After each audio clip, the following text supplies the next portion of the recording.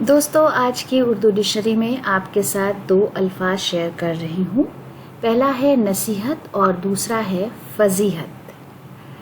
शुरुआत करेंगे लफ्ज़ नसीहत से।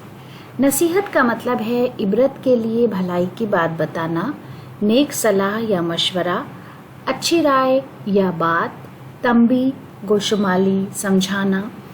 तसव्वुफ में इसे कहते हैं बुलाना उस तरफ जिसमें भलाई हो और मना करना जिसमें फसाद हो, यानी अच्छी राह पर बुलाना और बुरी राह से रोकना। हिंदी में जिसे हम अच्छी सम्मति, सत्परामर्श, सदुपदेश, शिक्षा, लाभप्रद सम्मति, सीख, ऐसा दंड जिसमें कोई शिक्षा मिलती हो, और सूफीवाद के लिए भलाई की ओर बुलाना और बुराई की ओर जाने से रोकना।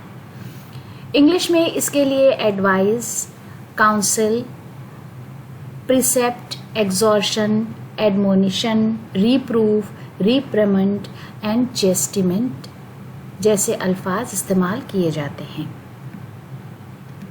मोहसिन नकवी का एक शेर है, कल थके हारे परिंदों ने नसीहत की मुझे, शाम ढल जाए तो मोहसिन तुम भी घर जाया करो।